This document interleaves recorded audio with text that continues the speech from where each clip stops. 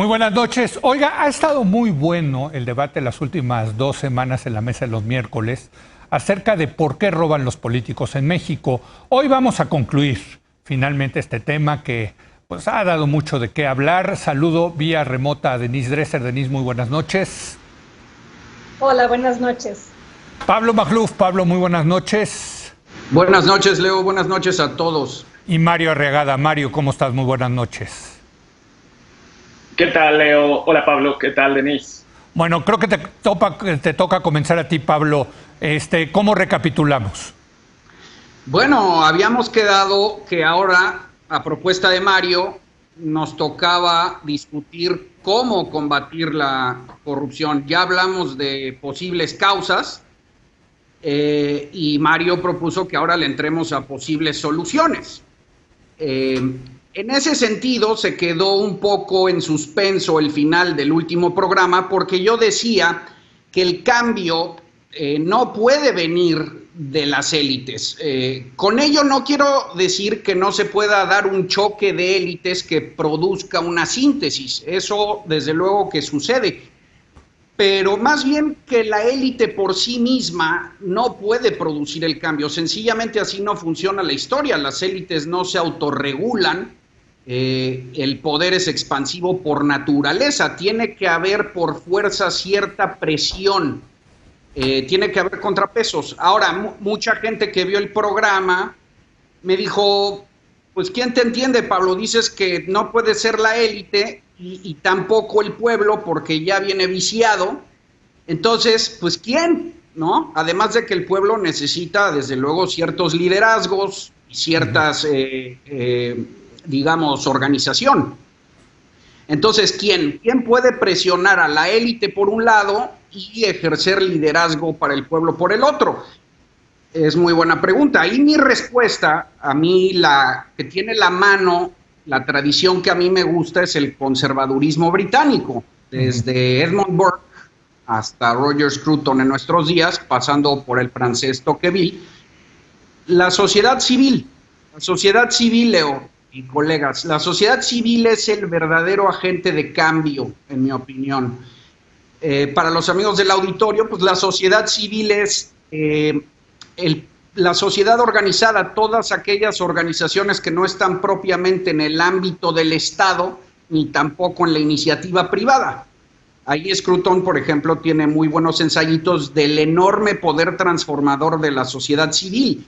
La sociedad civil une a la gente, genera comunidad y cohesión, elude la ineficacia burocrática del Estado, vigila, crea fraternidad, en fin, y además produce buenas ideas, porque los directamente involucrados son los ciudadanos.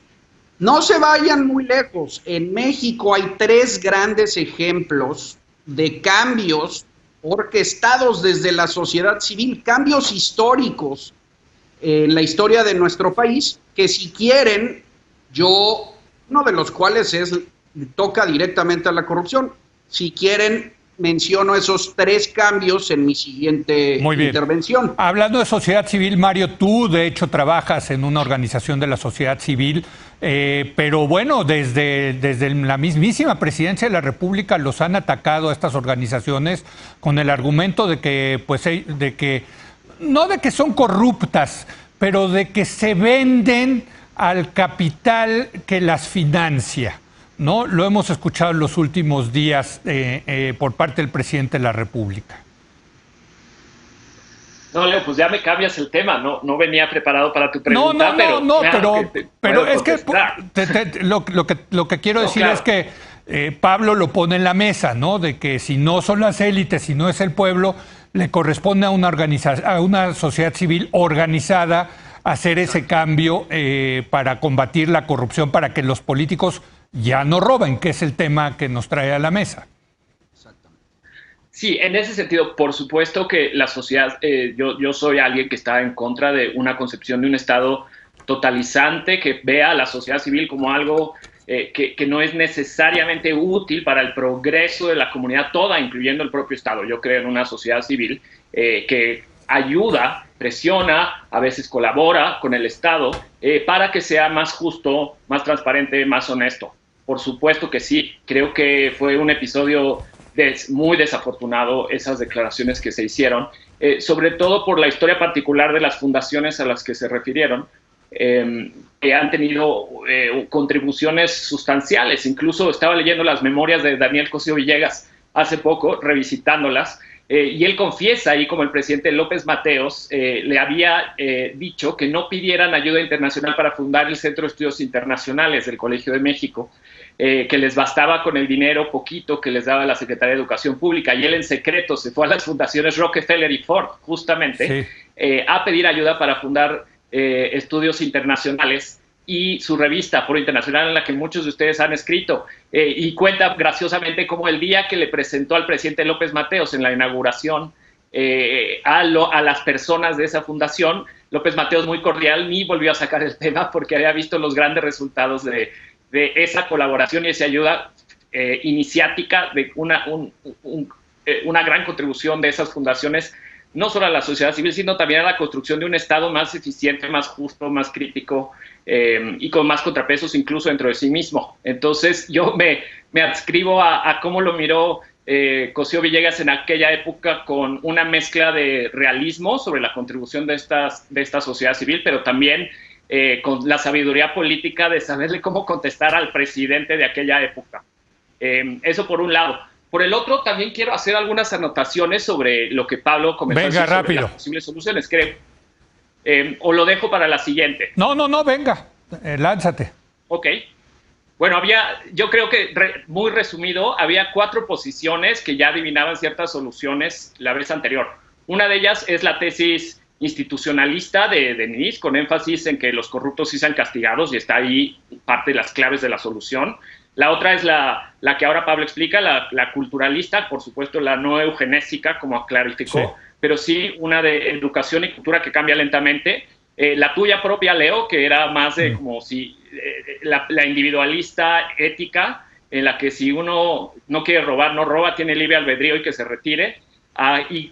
Sobre esas 3 tengo algunos comentarios sobre las respuestas que anuncian. A Pablo, yo creo que sí, Pablo, hablas de trayectos culturales y educativos determinantes para el presente, pero la verdad es que creo que hay un peligro en eso, en esa reflexión que hace sobre Tocqueville y Burke y el conservadurismo inglés, porque me suena lo que Fernando Escalante ha llamado ciudadanos imaginarios, aquel vicio de los liberales decimonónicos que veían en las sociedades europeas y occidentales como un modelo de virtud a partir de su propia ruta educativa. Como eso era tan necesario en México, como no lo teníamos, estábamos un poco ya determinados a un destino que no era aquel. Y yo creo que pensar así es equivocado, no solo porque nos deja sin opciones, como decía Denis la vez pasada, sino también porque un poco folcloriza, idealiza la historia incluso de los países europeos o de Estados Unidos, que han estado también plagados de corrupción, y sus historias no son solo de ese progreso educativo y cultural que se refleja en los pequeños clubes de sociedad civil que existen acá. También han tenido luchas institucionales fundamentales. Sí. Leo, bueno, ¿qué te digo? El cambio social no está en uno mismo. Si hay un político que por razones morales se retira, pues no va a ser eso ninguna primavera si no le entramos al tema estructural. No, pero fíjate, sí quisiera aclararte que cuando yo dije que hay una responsabilidad individual, y lo sigo pensando, en el tema de la corrupción, de decir yo a eso no le entro o yo a eso sí le entro, en el caso de los que roban o de los que son corruptos, desde luego eso no viene de la nada, Mario, porque eso tiene que ver con la educación que uno recibe, y la educación que uno recibe tanto en su hogar como en la escuela, como en la vida. O sea, sí, yo sí creo en el libre albedrío, pero pues el libre albedrío tampoco viene de la nada, viene de la educación y Leo, de los ejemplos que uno ve, ¿no? Yo era como tú hasta que me dio una lección uno de mis profesores, John Gray, sí, en la London School of Economics alguna vez. Yo estaba obsesionado leyendo a Bernard Shaw, que era como Pablo, era un socialista, pero a la vez era como un gentilhombre inglés, conservador a su modo, en la cola del siglo XIX a principios del XX. Y Bernard Shaw, él mismo en su socialismo decía la diferencia entre un gentilhombre y un no gentilhombre es que los gentilhombres saben distinguir entre el bien y el mal. Y John Gray se burlaba y decía, eso es un error fundamental. Estas personas bien educadas creen que la ignorancia es virtud, la ignorancia sobre cómo funciona el mundo, que funciona de formas estructurales. Y la ignorancia no es virtud. Por creer ese tipo de virtud, Leo, creo que uno se puede acabar autoengañando sobre cómo funciona el mundo en realidad. Denise, te toca entrarle a este tema. La semana pasada te criticaba Pablo, que decías, tú eres de izquierda, te consideras de izquierda y estás diciendo que la solución está en las élites. Creo que Pablo totalmente tergiversó mi posición y mi argumento. Yo jamás dije que el combate a la corrupción era un tema de élites. Lo que insisto, y es mi postura histórica en torno a este tema, es que sí es un tema de institución. Es un tema de reglas, es un tema de incentivos institucionales.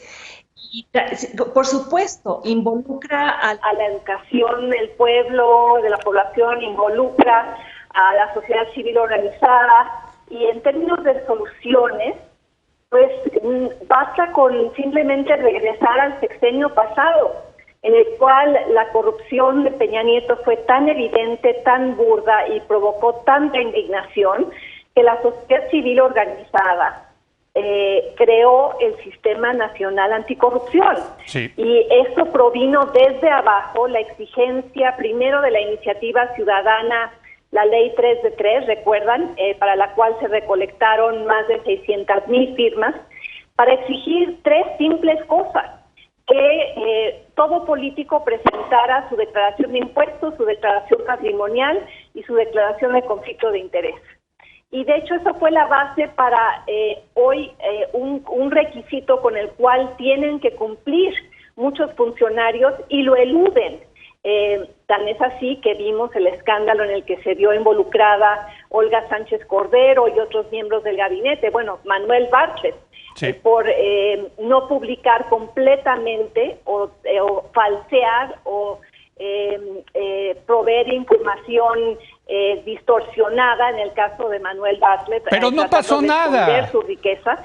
Denise, en algo que ya es un requisito que pero no pasó nada, Denise, precisamente por la sociedad civil y que motivó un cambio institucional. El reclamo que yo haría a este gobierno es que se le entregó en bandeja de plata un andamiaje institucional con el cual podía trabajar. Fue un esfuerzo de muchos años, fue un esfuerzo que involucró a las mejores mentes de México de un amplio espectro ideológico, no solo personas de derecha, como querría argumentar Ismeréndira Sandoval o el presidente. Y lo que me preocupa es el completo olvido de ese esfuerzo ciudadano, el completo desdén de este gobierno por un sistema que se podía haber echado a andar. Y claro, tenía errores, tenía cosas que podían mejorarse, pero lo ha archivado simplemente y lo ha reemplazado pues por un sistema discrecional de ir tras algunos chivos expiatorios, como el caso de Emilio Lozoya, por el presidente acusando a personas desde la mañanera, lo ha reemplazado por Santiago Nieto, también usando a los medios para inculpar a presuntos sospechosos o presuntos delincuentes.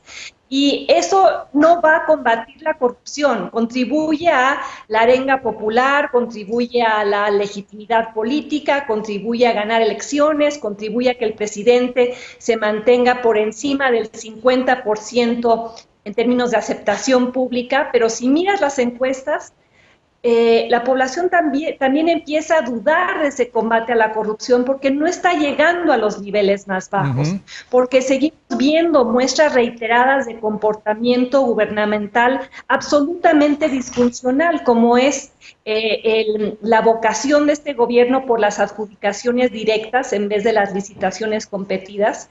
Y sé que, por ejemplo, la iniciativa que quieren presentar para cambiar la ley de contrataciones públicas, que es de donde deviene muchísima corrupción. Ahí están los contratos, ahí está la forma en la cual el gobierno compra, la forma en la cual el gobierno adjudica contratos, etcétera.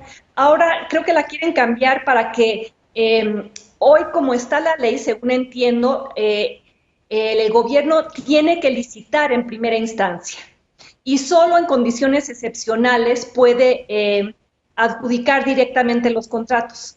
Pues según me cuentan, la función pública ahora quiere remodelar la ley para que la licitación no sea obligatoria. Al contrario, que lo que se haga es un uno a uno con cada empresa para ver en qué condiciones se logran negociar los contratos, que es un regreso a la más absoluta discrecionalidad, que es el problema histórico con el cual venimos cargando, es el problema sistémico en el cual insisto.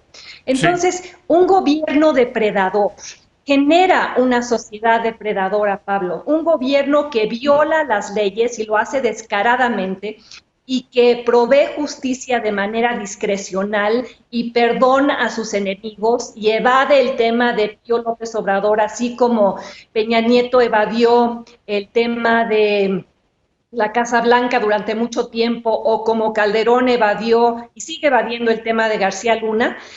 Un Estado así educa a una población para que se comporte de esa manera, para que crea que eso es admisible, para que crea que eso es posible, para que crea que eso no se sanciona. En la medida en la que tú modificas instituciones, modificas también comportamiento. Y esa es mi postura, no es una posición de élite, es una posición institucional.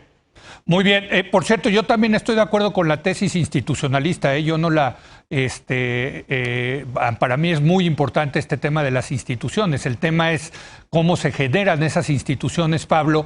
Y también hay que decirlo, ha habido países donde instituciones eran muy corruptas, y pienso, por ejemplo, en la policía británica, que todavía a principios del siglo pasado era corruptísima, y que hoy en día es un ejemplo de honorabilidad, de honestidad, comparada con otras policías. O sea, sí se puede cambiar, Pablo.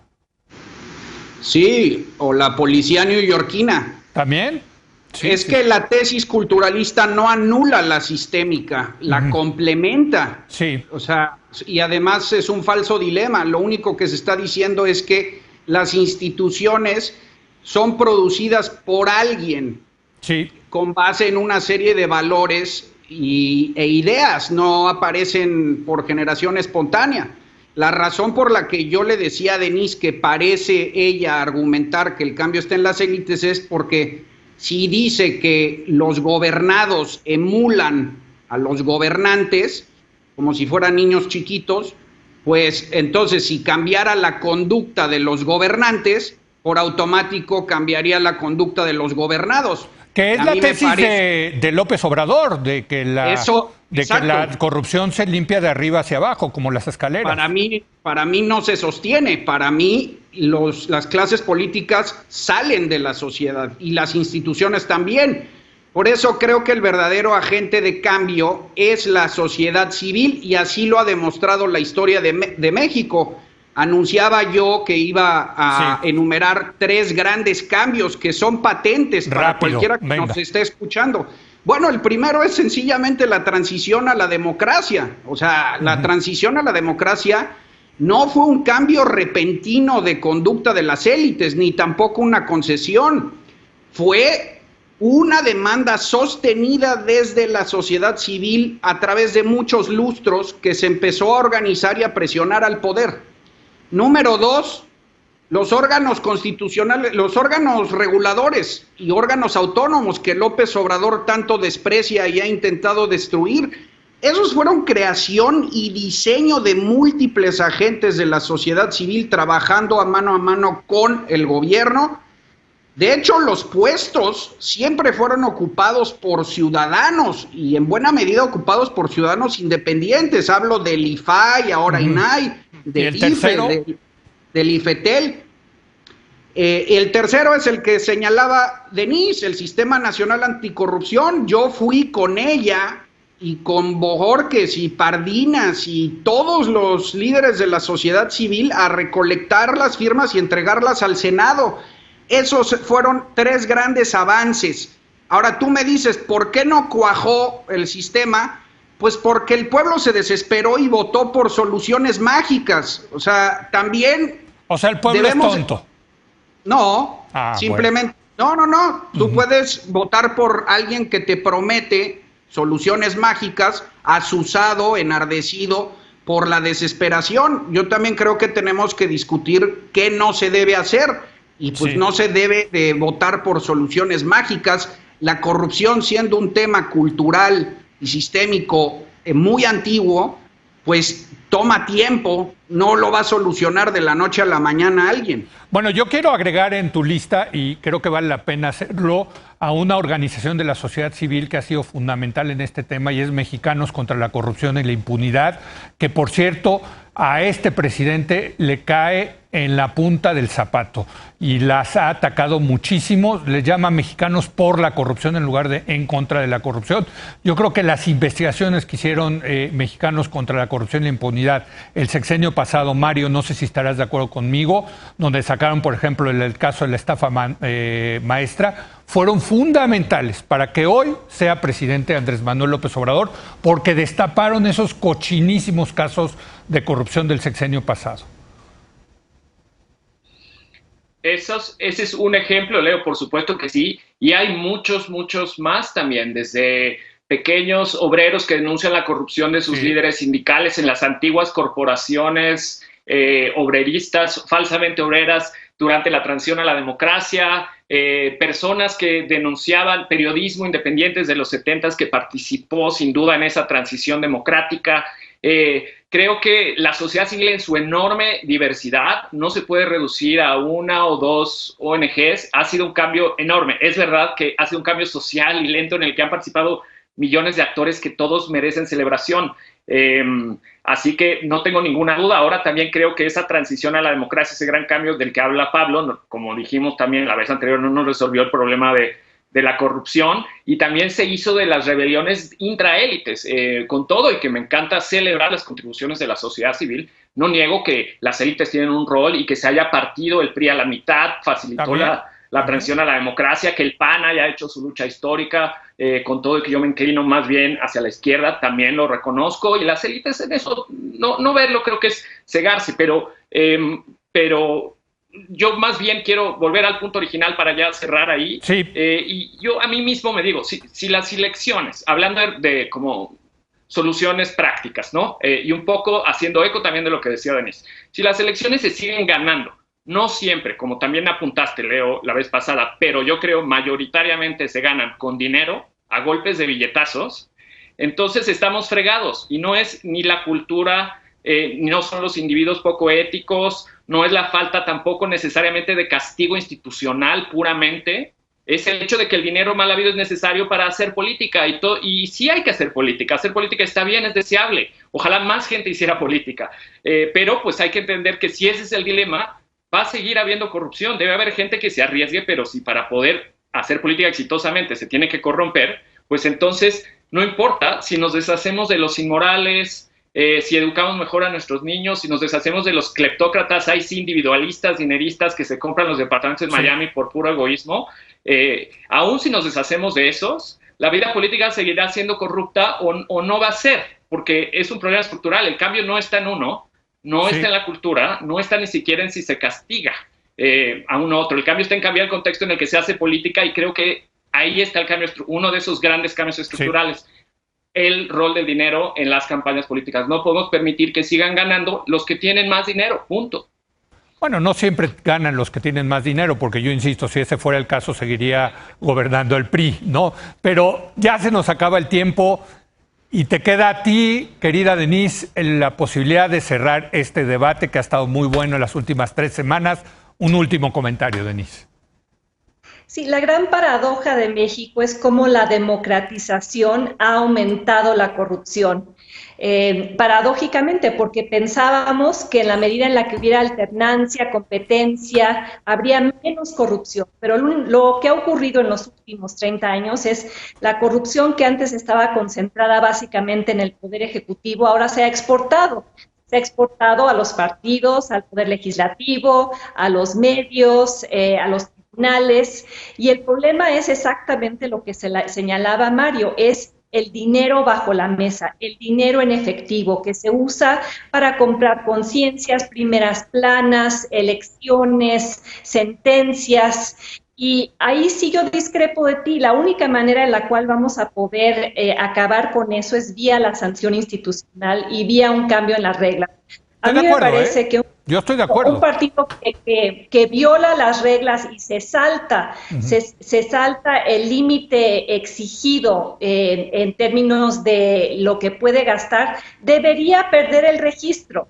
Pero te puedo hacer una pregunta desde el punto de vista institucional. ¿Qué tal cambiar la regla y asumir que el dinero privado va a entrar a las campañas, permitir el dinero privado y hacerle como en Estados Unidos, que pueden hacer contribuciones siempre y cuando sean transparentes para la ciudadanía? ¿No te gusta ese cambio institucional? El sistema estadounidense es de los peores sistemas electorales. Yo no creo que deberíamos emularlo. Ahí precisamente por insistir tanto en el financiamiento privado, se ha creado un sistema en el cual lo único que hacen los políticos pasan la mayor parte de su dinero, su tiempo recaudando dinero para la siguiente elección. Y a partir de ese voto que fue brutal y muy dañino para la democracia estadounidense de la Suprema Corte de Citizens United, diciendo básicamente que las corporaciones eran una entidad con la capacidad de donar dinero, lo que hemos visto es una distorsión democrática que ha llevado a Estados Unidos a estar donde está hoy. Hay mejores ejemplos y creo que deberíamos reducir en muchísimo la cantidad de dinero que se puede donar para las campañas y acortar también el tiempo de las campañas. Pero insisto, el problema no es solo electoral, el problema es que la corrupción ha infiltrado a todo el andamiaje institucional del país. Y ahí sí necesitaríamos un sistema anticorrupción como el que se diseñó, muy robusto, y un sistema que el presidente, tristemente, dado que llegó al poder con la bandera anticorrupción, ha desdeñado pensando que basta con su ejemplo, y hemos visto que no es así.